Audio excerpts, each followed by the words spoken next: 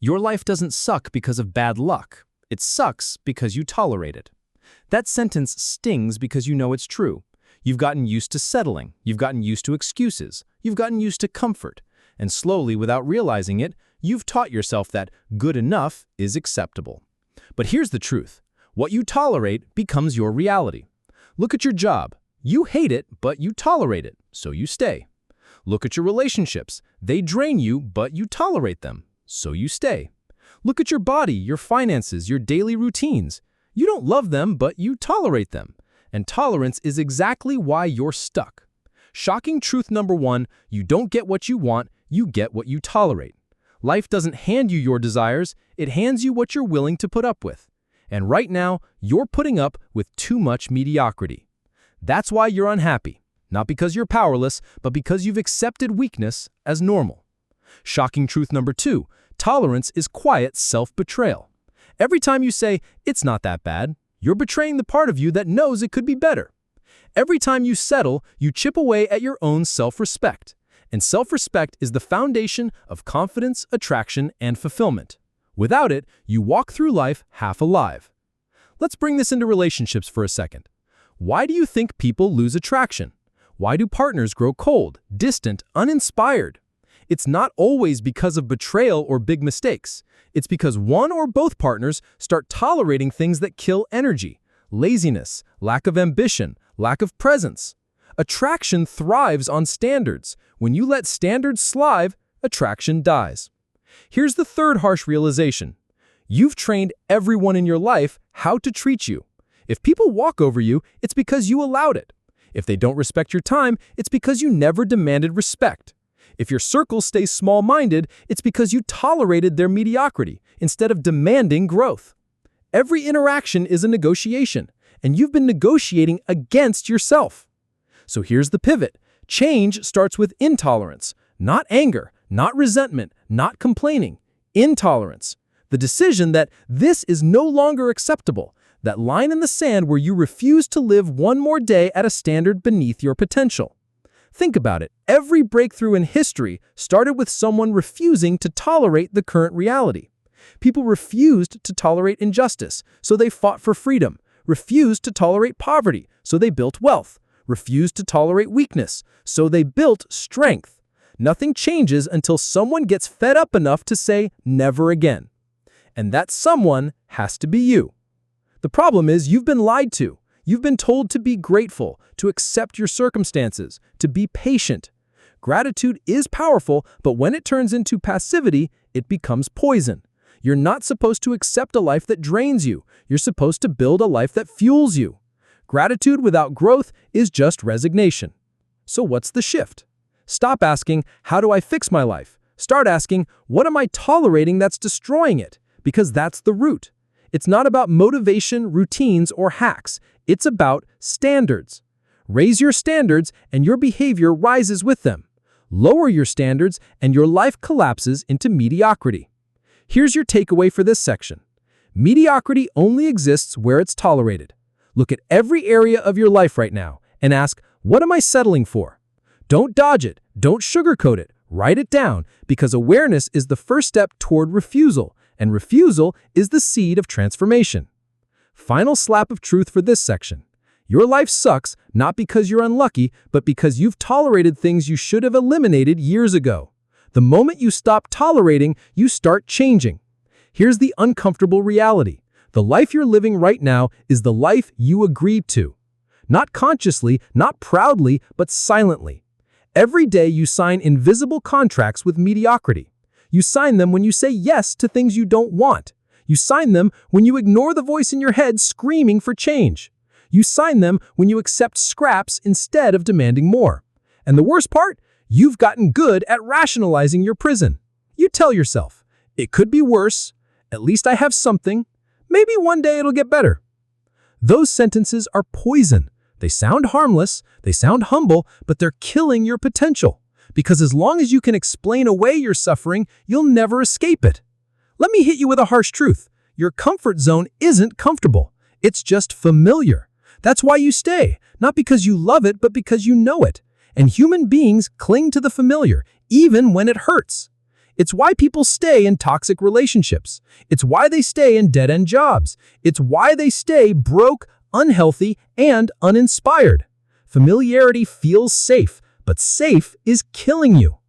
Now, let's connect this to attraction dynamics. Do you know what's magnetic? Standards. Do you know what's repulsive? Settling. When you tolerate mediocrity in yourself, people feel it. They see it in your posture, your eyes, your energy. You become invisible, forgettable, average. But when you raise your standards, when you stop tolerating weakness in yourself, people feel that too. Confidence radiates, presence commands attention. Standards attract respect. Here's the shocking truth. The gap between who you are and who you want to be is made entirely of things you've tolerated. Every time you've looked away instead of confronting the issue, every time you said tomorrow instead of today, every time you accepted less when you knew you deserved more. That's the gap, and closing it doesn't require magic. It requires zero tolerance for excuses. Let's get real. The reason you keep tolerating is because you think change will be harder than it is. You picture massive effort, endless struggle, impossible sacrifice. But change doesn't start with a giant leap. It starts with one refusal, one small moment of defiance, one decision where you finally say, not anymore. Refuse to hit snooze. Refuse to eat garbage. Refuse to answer calls from toxic people. Refuse to spend hours scrolling. Refuse to betray yourself one more time. Those small refusals add up. They build momentum. And suddenly, you're not tolerating. You're transforming. Here's your shift. Changing your life isn't about doing more. It's about stopping what destroys you. You don't need 10 new habits. You need to cut the dead weight, the wrong people, the wrong routines, the wrong mindsets. When you strip away the garbage, what's left is the real you, the one that's been buried under tolerance for years. So ask yourself right now, what am I tolerating that's unacceptable? Is it your job, your body, your friendships, your own excuses? Whatever it is, that's the anchor. Cut it and you rise. Keep it and you sink. Here's the psychological edge. Every time you tolerate something beneath your potential, you're teaching your brain that mediocrity is acceptable. And the brain learns fast. Keep teaching it weakness, and weakness becomes your default identity. But flip it, start refusing mediocrity, and your brain learns strength. Strength becomes normal. Excellence becomes the baseline. Final slap of truth for this section, your tolerance is the ceiling of your life. Lower your tolerance for mediocrity and you raise your ceiling for greatness. But if you keep swallowing excuses, your life will keep sucking because you agreed to it. Let me rip the Band-Aid off. Nobody is coming to save you. Not your friends, not your parents, not your partner, not your boss.